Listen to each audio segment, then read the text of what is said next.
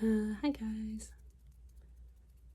So as you can probably see, I'll just get this out of the way. I did get my hair cut. It's actually a little shorter than I really wanted it. But I figured, it's summer, so it's not the worst thing in the world. And now I can concentrate on growing it nice and long again, like I like it. This is maybe the shortest I've ever had my hair. It's very alarming. I will say washing it is nice because it takes a lot less time. If you've ever had to wash long hair, it can take a while. It can sometimes be a pain, but in my opinion, it's very worth it. So I'm just a long hair person, so this is very different for me. But moving on. Today I was going to talk about some of the books I have read recently. I've actually listened to one audiobook, which I don't normally do, so it was really good too, but I'm getting ahead of myself.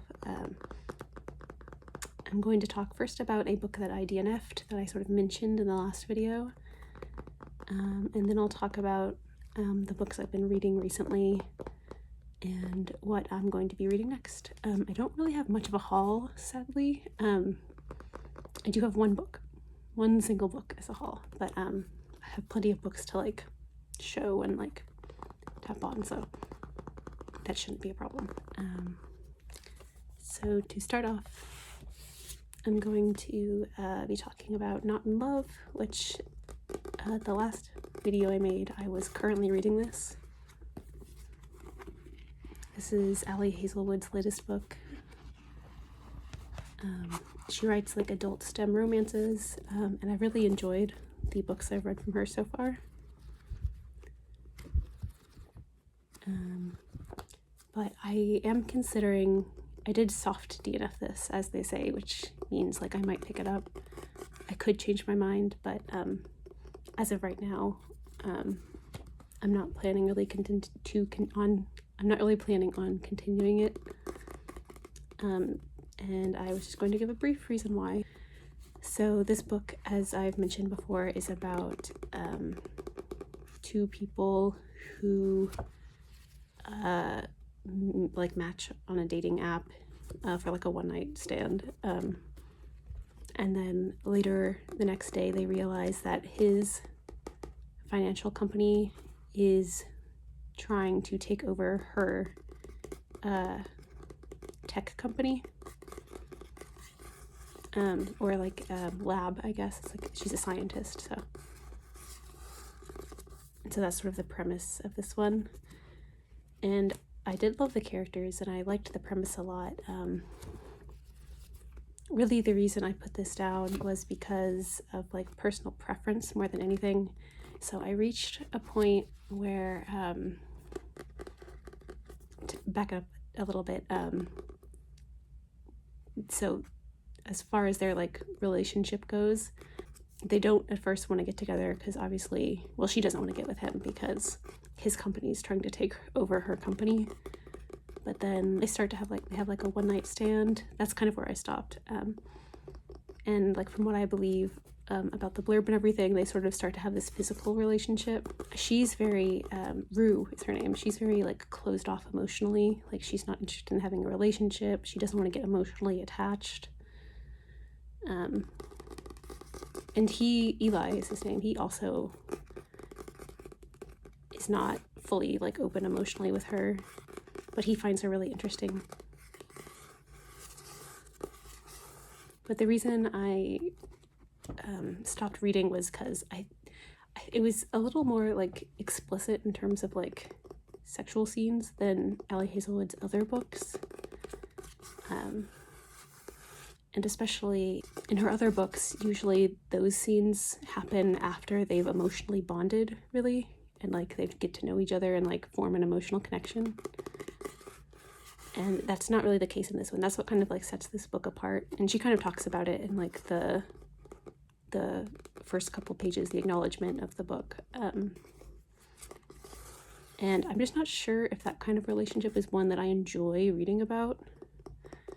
I do think it's really important to have those kind of relationships in books, because I think they're kind of misunderstood in media a lot of the time, and like not given the spotlight that they deserve. But like on a personal preference level, it's not really what I enjoy reading as much.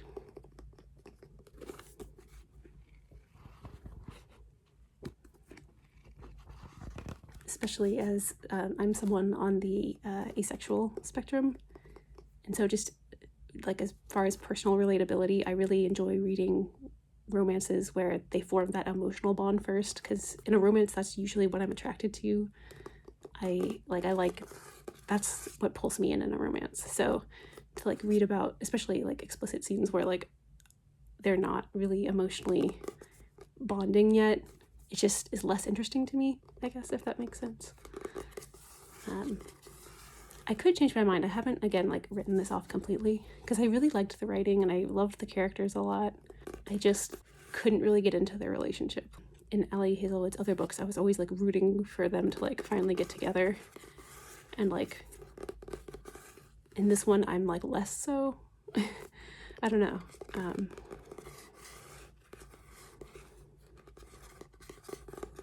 Like a big part of me wants to just like read the end and like see how they end up together, and like not read through all the stuff they have to go through to get there, which I don't usually feel reading Ali Hazelwood, so that's why I like put this down for a little bit. So let me know if like the characters and everything else, like the plot, is worth still reading this for. If not, I might donate this or sell it at my local bookstore. Again, if you make a good argument in the comments that convinces me, I could possibly pick this up, but I think for now I am going to put it down, and maybe return to it at a later time. So yeah, that was just my thoughts on Not in Love. Again, I think it's a really good book. The writing was really good. I'm just not sure if it's a book for me. So that was that one. And then the next book I read and finished was the audiobook. And the audiobook I read is, I'll have the image up here somewhere, is This Is How You Lose the Time War by Amal Motar and Max Gladstone. I'll tap on my Kindle since I don't have anything physical to hold up. So this was like a 4-hour long audiobook. I listened to it on like my Spotify premium account. So I got through it really fast. I think I read it or listened to it in 2 days. And this was so good. I'd heard a lot about it. Obviously, if you're at all in the online book community, this book went viral due to a tweet. I think, was it earlier this year?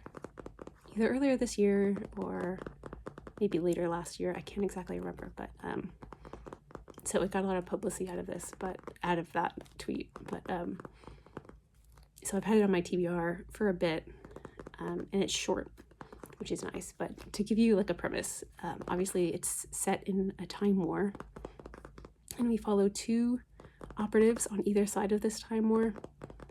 One is Red, she goes by Red, and the other is Blue, she goes by Blue. And we get both of their perspectives. We kind of go back and forth. So they start to leave each other messages, at first just kind of teasing each other as they go. I will say the world building is not super specific. Like, it does not give you a lot of world building answers. So if that's something you like, this might not be the book for you, but it's the language used is so poetic and beautiful. And as they start to leave each other messages, their relationship sort of shifts from just like antagonistic teasing to forming an actual bond with each other. And that's basically the premise. Again, it's a very short story. I think it's like 200 something pages, maybe 300 at the most, 300, but it's pretty short.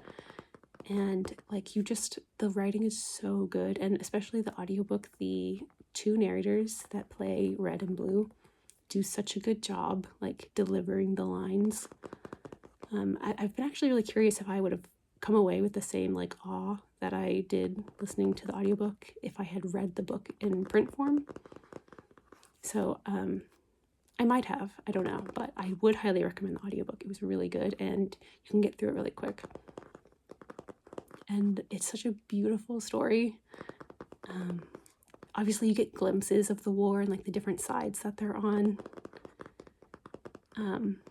But the stakes are really emotional, like emotional stakes in their relationship, and like the war that threatens to separate them. It's just so good. It's not cheesy. It's not, it's like everything I want in like a sapphic fantasy relationship. It's so good. So I would highly recommend that. I think I gave that book 4 stars, 4.5. I don't know if I decided between that, but it's really quick to go through and like an amazing read. I will say, I don't know if it's for everyone. I feel like with the writing style, either you'll like it or you won't. If you need really straightforward writing, I'm not sure if it's for you. But if you have to be like swept away in like a lyrical, character forward story, I think you'll like it. So yeah, this is How You Lose the Time War. Very good. Glad that was a good, like a solid win for me this month reading, or this past month. And I will show you the book I tried to read next, which is again a book that my sister recommended. She picked out for me, and another one that I might have to soft DNF. And again, not because it isn't good, but this is The Library at Mount Char by Scott Hawkins. I believe this is technically classified as a fantasy, but I found it, I think, in the literary, like the fiction aisle, so sort of cross genre.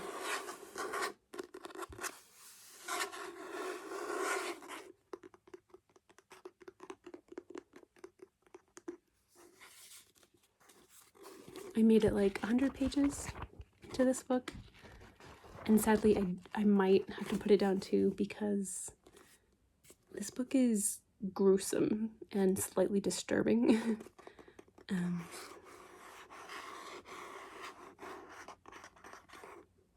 At least for someone like me. I have a fairly low tolerance for like disturbing content. I love, again, I've said this before, but I love dark themes, and I can take some description, but when it gets too explicit or like too torture, gets too explicit in like torture, I can't read it. And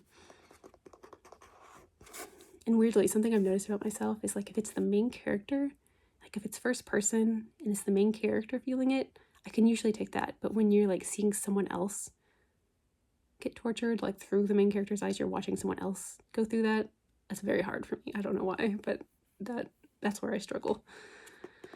So yeah, this is a weird book. To try to give you a premise of it, it's about a group of children who are abducted by this deity slash demon, some powerful entity is all we know, and they call him Father. So these children are taken from their parents, and this deity, Father, raises them at this place on the library at Mount Char. So this is where they are now being raised by this being.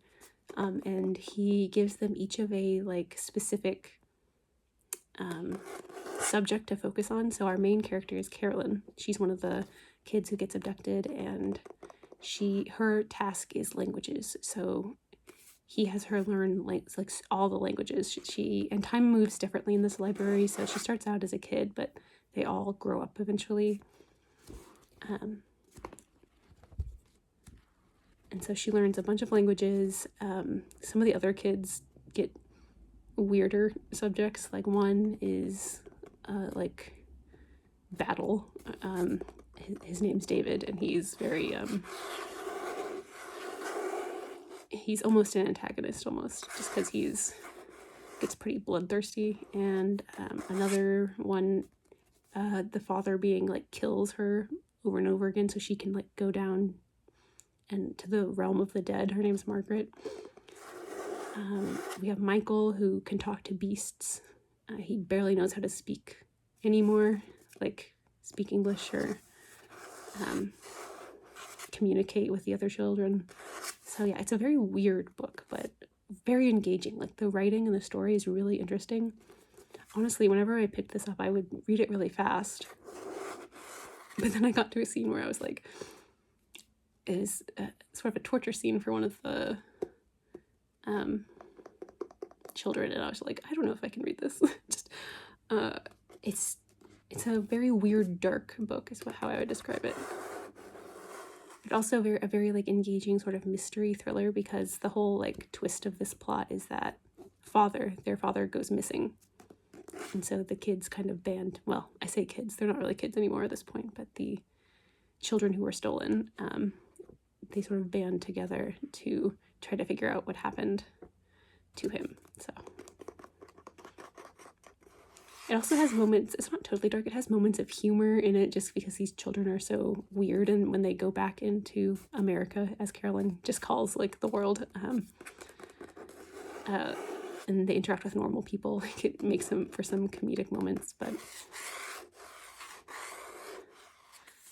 I don't know if any of you are like this, but like I'm very, I wouldn't say sensitive, but I'm a very like vivid reader. So if I'm reading something that's like graphic in any way, like I visualize it really well, and it'll get like stuck in my head and I'll have nightmares. So for that reason, I'm not sure if I'm going to be able to finish this, as good as the writing and as interesting as the story is. So I'm showing it just to say, like, if that's sort of your jam and you don't have that problem, this is a really good, like, weird fantasy / mystery. Like, I've never read anything like it. But very engaging writing. I would recommend for the right reader. I don't think that's going to be me.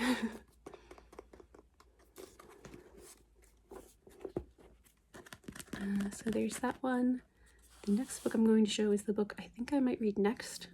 And I will have just shown this, so this shouldn't be too much of a surprise, but this is Dance of Thieves by Mary E. Pearson.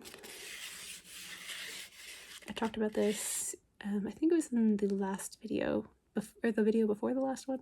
I honestly can't remember.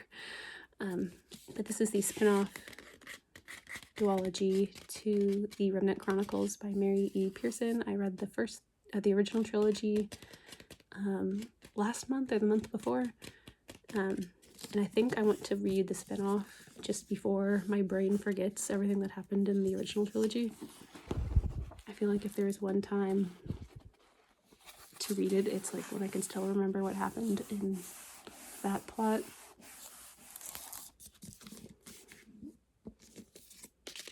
Again, I think this follows, let's see, let me give a quick refresher. A formidable outlaw family that claims to be the first among nations, a son destined to lead, thrust suddenly into power, 3 fierce young women of the Queen's premier guard, a legendary street thief leading a mission determined to prove herself, a dark secret that is a threat to the entire continent. When outlaw leader meets reformed thief, a cat-and-mouse game of false moves ensues, bringing them intimately together in a battle that may cost them their lives and their hearts. So yeah, I love a cat-and-mouse game. Like whenever books include that in their summary, I'm always like, ooh, that's interesting. I just think it's a really fun premise, particularly in fantasy. So yeah, I think I'm going to read this next. I also really love the cover. I think this is a nice cover. Especially since this is the first in a duology, it's less like intimidating than a trilogy for some reason. I know it's just one extra book, but there's something about duologies that I'm like, okay, well I can do that. There's only 2.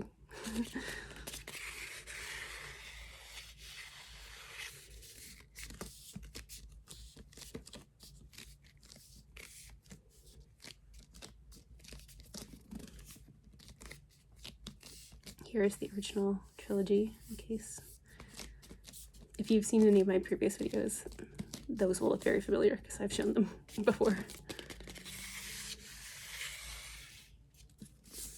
But yeah, there's that one. Somehow I have like a signed book plate for this book. I might have gotten it in a book box because it also came with this letter, which is pretty cool. I'll have to read that before I start page 1. And it came with this little bookmark.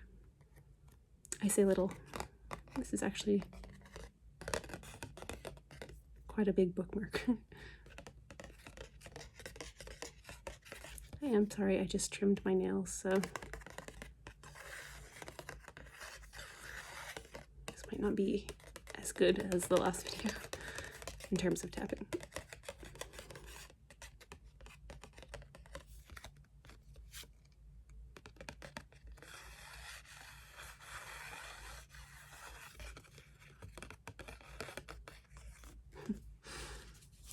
And lastly, the one book that I have to haul. It's been a slow start to August in terms of book mail, which probably means there'll be a lot later on. But this is the book that I got before I show you. This was I believe it was the Owl Crate book for July.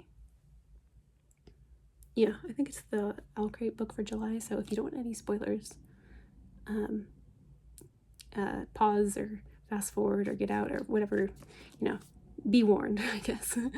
And it is The Spell Shop by Sarah Beth Durst. I've actually seen this book a lot in stores. It has like this, how to describe it, it has like this very enchanted, beautiful looking cottage on it with lots of greenery, and then it also, I think, has pink sprayed pages. Pink or purple, I can't remember. But again, this is like the Owl Crate cover, so it's slightly different. The first thing I see, we have lots of cats with wings, which is always fun. And then these like seahorses, but like not seahorses, if you know what I mean.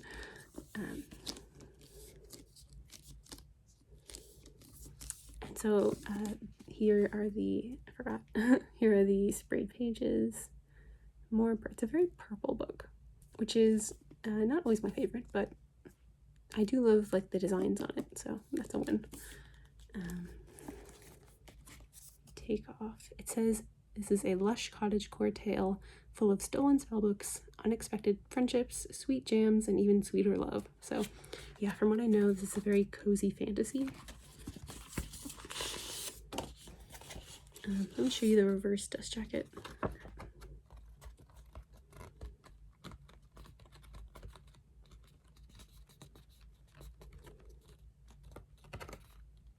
So that's also pretty. I'll be honest, I didn't know our main character was blue, but that's interesting. And this is the naked cover, which I do really love this. This definitely gives like cottagecore, cozy fantasy. So I know this is about like a librarian, I think, who like something happens to her library and she has to move somewhere else, and like she meets with different neighbors, and again, like I don't really know a lot about it, but it sounded intriguing enough for me to give it a go. Here are the end papers. Very cute. There's the seahorses again. So yeah, definitely set in like some sort of magical world. This might be nice, like, honestly, this might be a good October read for me. I know a lot of people read spooky books in October, but I have like an opposite reaction where I'm like, I want to feel comforted in this spooky time. Don't get me wrong, I love Halloween and I love the spookiness, but like reading wise, this is the kind of book I would like to read, like something like cozy.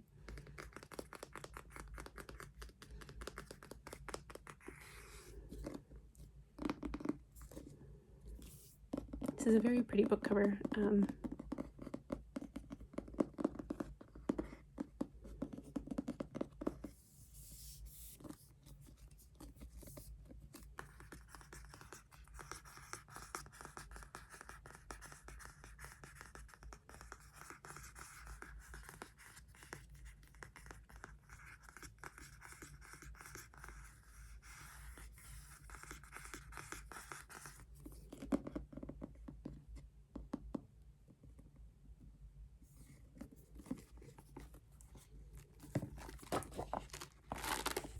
Wow, these are some very stiff pages.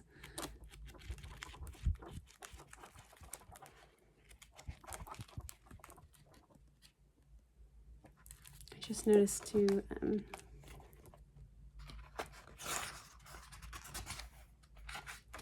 the chapter headings have like little art drawn on them, so that's really cool. It's very pretty.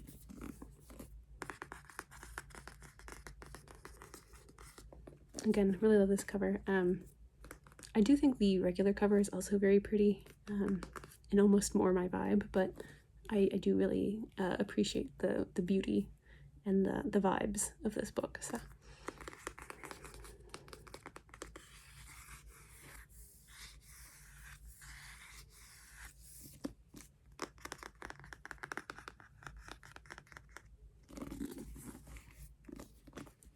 yeah, that's that book.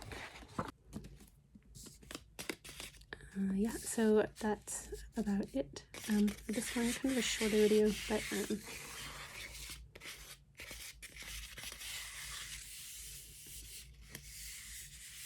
I hope you have a good day or night wherever you are.